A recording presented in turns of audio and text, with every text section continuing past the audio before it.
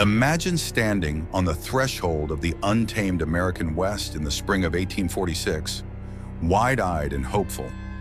A group of nearly 90 souls leaves behind cultivated Midwestern homesteads for the promise of golden fields in California, lured by dreams and manifest destiny.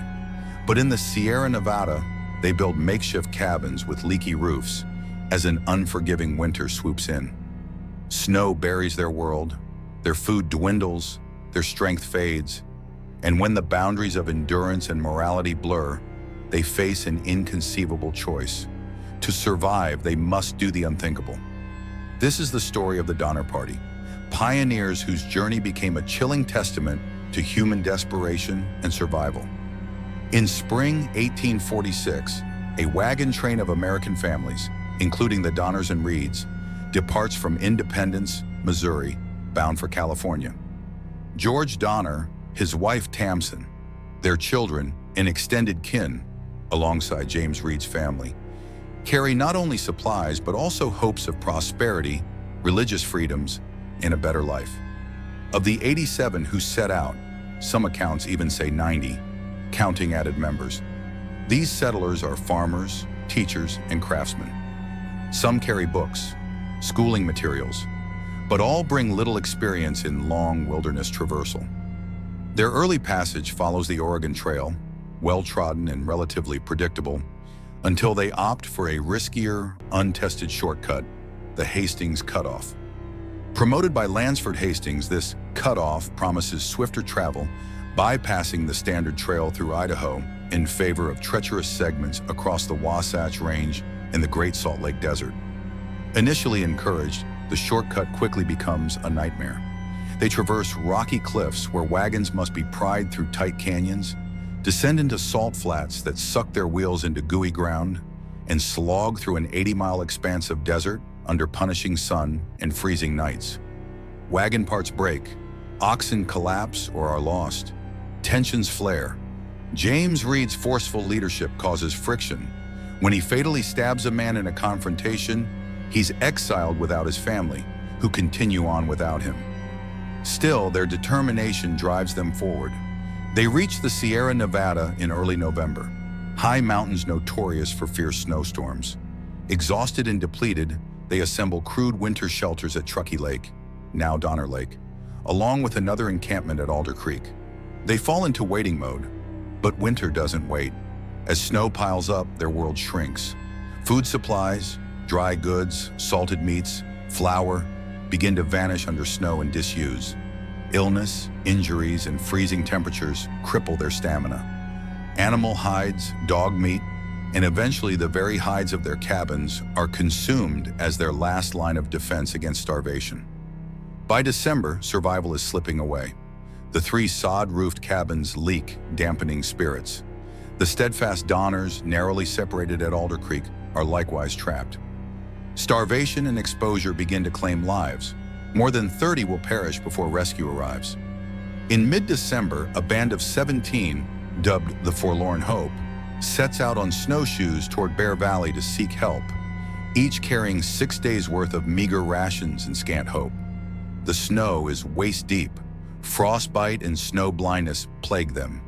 Their food runs out. Hunger torments mind and body. Deaths begin in the group. Antonio, Graves. One by one, the snow outweighs their resolve. At the brink, proposals to sacrifice one for the many arise.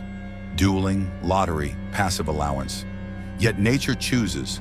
Antonio and others die. Then the others face survival's cruelest choice. To feed themselves, they begin eating the flesh of the dead. They dry, ration, store the meat, but the horror grows. Only 7 finally stagger out, but 2 commit murder for food.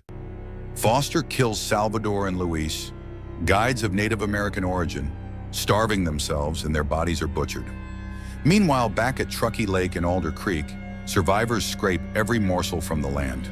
They eat dogs, cattle, hides boiled into foul paste, and even bark. Starvation ravages the cabin dwellers until early 1847.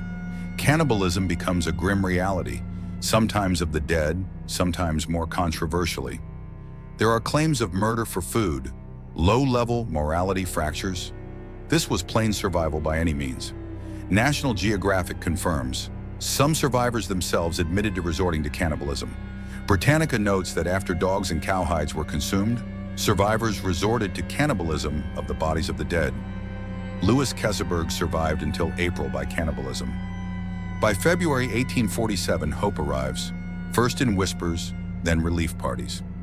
James Reed, having reached California, pleads for help. A rescue party is raised. The first group of rescuers sets out on February 4th. Through storms, treacherous passes, they emerge at Truckee Lake mid-February. A rescue party of 7 finds 15 or so survivors in cabins buried under snow. Emaciated, mentally frayed, some powerless to walk. One survivor's legend-laden greeting: "Are you men from California, or do you come from heaven?" Food is rationed to feeble survivors because overeating could kill them. Some had already resorted to licking hides, gnawing at shoelaces, hoarding moisture. The rescuers gathered 23 refugees to lead safely down, but many still remain trapped. Subsequent rescue parties over February and March slowly retrieves more survivors. Tamsin Donner refuses rescue, choosing to stay with George Donner, critically ill with infection. She ultimately dies alongside others before assistance reaches them. The final survivors are brought down: children, mothers, and broken men. Among these rescue stories is the unsettling role of Louis Keseberg, who stays behind alone but survives. When a salvage party reaches his camp, they find human remains preserved in his cabin and $273 in gold hidden. He becomes suspect, reviled, and legally exonerated only for trivia, but remains socially ostracized. In April, salvage and recovery occur. Some bodies are burned, structures dismantled. The tragedy and the cannibalism spreads eastward, generating media furor. Writers, and especially children's morality tales, retell the horror. Donner becomes shorthand for cannibals. Still, many survivors deny or suppress the details. Descendants later challenge sensationalism. In total, of the 87, or perhaps 90, who began, only 48 survive patterns emerge. Women and children had higher survival rates. Stronger group cohesion aided survival. Older men disproportionately perished. Here's the cruel, paradoxical truth. These pioneers, carrying books, lace caps, hopes, and dreams, found themselves broken, stripped of dignity, at the brink of humanity. Cannibalism was no macabre choice, but a pendulum swung to survival's dark end. Yet, despite everything, they emerged. Children orphaned, survivors scarred, but alive. This catastrophe shaped a national psyche, a cautionary tale of trust, folly, and the ferocity of winter. And the most haunting image lingers not in gore, but in the quiet resolve of those mothers who held their children close, who, against cannibalism, sacrificed themselves, or who refused rescue to stay by a spouse. These faces, frozen in time, gaze out from history with unspoken questions. At what cost do dreams endure? And who among us could face that choice? If you enjoyed this journey into history's dark mysteries, don't forget to like, subscribe,